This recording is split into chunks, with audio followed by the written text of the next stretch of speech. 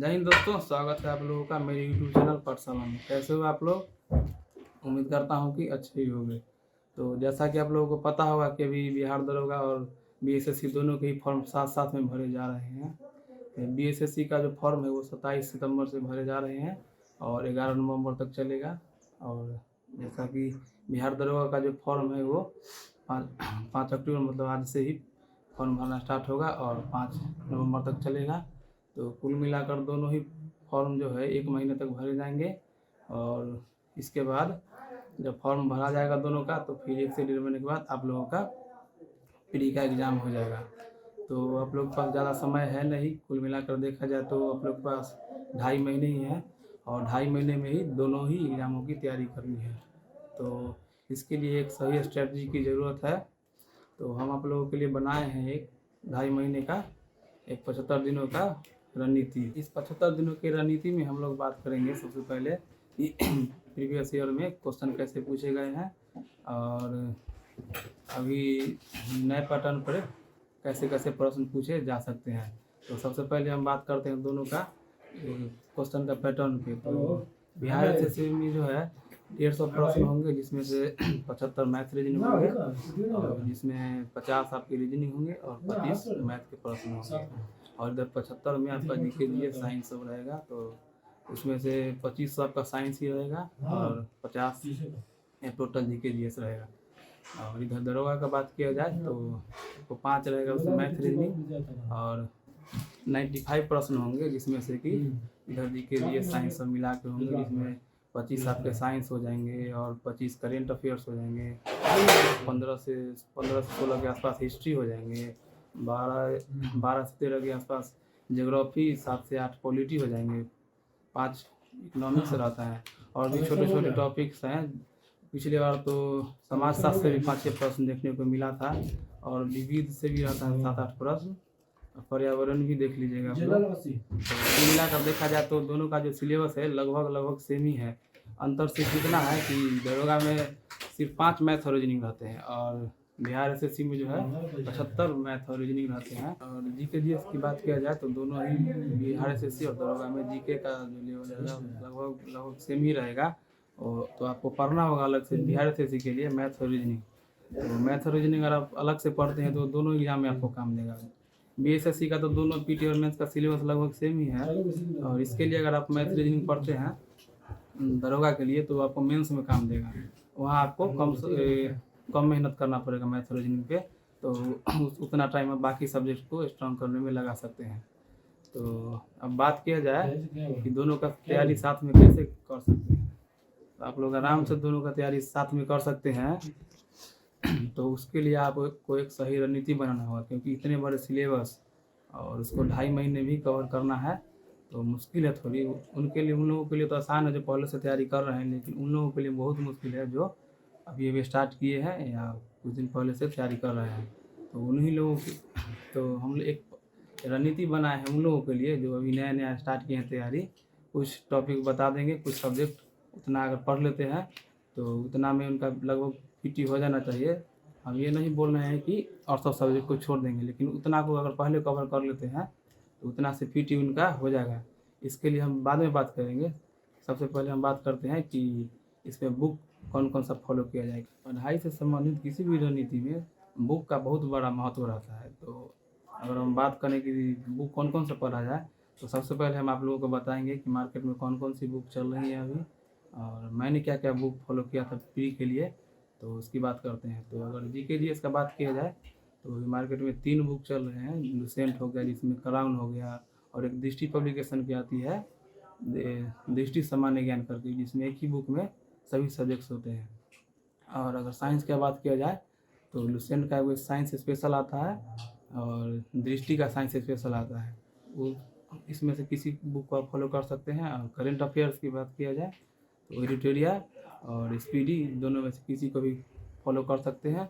और last time अगर exam का डेट आ जाएगा और लास्ट टाइम बचेगा तो उसके लिए आप रिवीजन के लिए एक उत्कर्ष क्लासेस का वीडियो आता है, उसमें मैराथन रहता है 1000 प्रश्न 500 प्रश्नों का, उसका आप सहारा ले सकते हैं।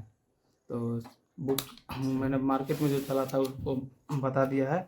और मैं अभी बताता हूँ कि मैंने कौन कौन सा बुक फॉलो किया था। तो मैंने जीके जीएस के लिए दृष्टि का जो सामान्य ज्ञान आता है उसको फॉलो किया था, क्योंकि उसका जो है ना आर्ट्स पेपर बहुत अच्छे अच्छे ढंग से दिया गया है। उसका साइंस थोड़ा वीक है, तो साइंस के लिए मैंने बताया ही है, एलुसेंट साइंस स्पेशल या दृष्टि साइंस स्पेशल, दोनों में से किसी को आप फॉलो कर सकते हैं। और करेंट अफेयर्स की बात करें तो मैंने करेंट अफेयर्स के लिए एडुटेरिया का जो बुक आता है उसको फॉलो किया था, और सबसे पहले कोशिश किया था कि उसको कवर कर लेने के लिए, क्योंकि उसमें जो है प्रश्न सब ऑथेंटिक प्रश्न रहते हैं, सेलेक्टेड रहता है और कम प्रश्न रहते हैं एसपीडी की तुलना में। तो उसको अगर पहले आप कवर कर लेते हैं तो एसपीडी को कवर करना बहुत ही आसान हो जाता है। एसपीडी में जो है वो बहुत सारे एक्स्ट्रा भी कुछ कुछ दिए हुए हैं।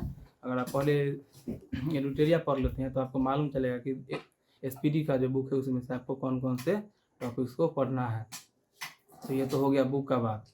अब हम जो रणनीति बनाए हैं, जो कुछ सेलेक्टेड टॉपिक को पढ़ के कैसे पीडी को निकाला जा सकता है, तो उसके बारे में अब हम लोग बात करेंगे। बात करते हैं रणनीति की, तो बिहार दरोगा में जो प्रश्न पूछे जाते हैं वो हिस्ट्री से जो प्रश्न आते हैं वो 10 से 15 के आसपास प्रश्न रहते हैं, और ज्योग्राफी में जो है वो कुल मिलाकर 12 से 13 प्रश्न रहते हैं।